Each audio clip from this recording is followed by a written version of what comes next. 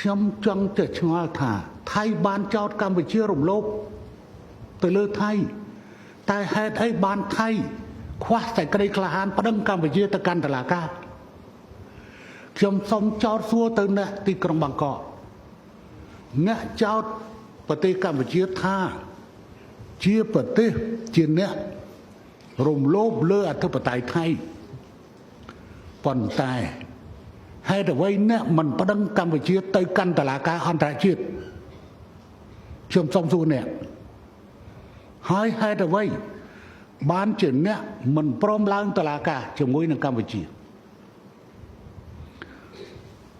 សូមប្រជាជនថៃសូមប្រជាជនកម្ពុជាក៏សូម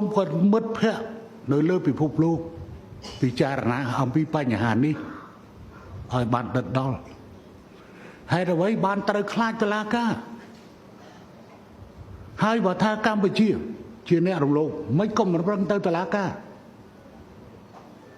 យើងធម្មតាប្រទេសមួយតែមានតុលាការមិនអញ្ចឹងបើមានអាណាមួយមិនសុខចិត្តទៅប្រឹងទៅតុលាការហើយនៅលើពិភពលោកវាមានតុលាការអន្តរជាតិមួយចុះបើខ្លួនមិនសុខចិត្តមិនក៏ខ្លួនមិនប្រឹងទៅតុលាការរឿងនេះខ្ញុំគិតថាមេដឹកនាំថៃគួរយល់អំពីបញ្ហានេះមិនគួរខ្លាចនៅអ្វីដែលជាផ្លូវច្បាប់ទេហើយការប្រឹងទៅតុលាការនេះតុលាការកាត់សេចក្តីវាផ្ដល់នៅភាពងាយស្រួលឲ្យរដ្ឋាភិបាលធ្វើការពន្យល់ប្រជាពលរដ្ឋរបស់ខ្លួនប្រសិនបើសាលិកាតុលាការចេញមកគឺយើងងាយពន្យល់ទៅដល់ប្រជាពលរដ្ឋរបស់ខ្លួនថារឿងហ្នឹងតុលាការកាត់ក្តីមកអញ្ចឹងមិនមែនរដ្ឋាភិបាលធ្វើណាយើងបានប្រាប់ពាក្យប្រឹងទៅហើយឧទាហរណ៍យើងចាត់ទុកថាចំណុចកនេះជាដីយើងជាដីកម្ពុជាថៃក៏ចាត់ទុកថាជាដីរបស់ថៃអញ្ចឹងទេបើសិនជាកម្ពុជាដកថយក៏ប្រជាជនកម្ពុជានឹងជេររដ្ឋាភិបាលប្រសិនបើថៃដកថយក៏ប្រជាជនថៃជេររដ្ឋាភិបាលប៉ុន្តែបើសិនជាតុលាការកាត់ថាជារបស់កម្ពុជាគឺថៃក៏ងាយស្រួលក្នុងការបកស្រាយប្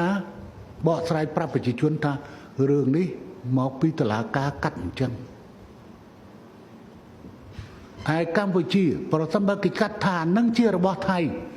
ក៏រដ្ឋាភិបាលងាយស្រួលក្នុងការបកស្រាយឲ្យប្រជាពលរដ្ឋរបស់ខ្លួនអញ្ចឹងហេតុអ្វីក៏ថៃមិនព្រមទី1ថាកម្ពុជាបំពេញខ្លួន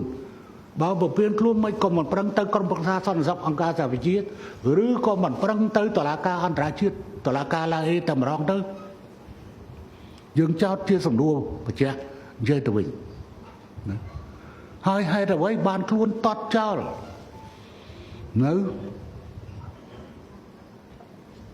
ដំណើរការផ្លូវច្បាប់បើនិយាយតាមមួយបែបទៅគឺមានតែអ្នកខ្វះសុចរិតភាពទេដែលខ្លាចដំណើរការផ្លូវច្បាប់នោះ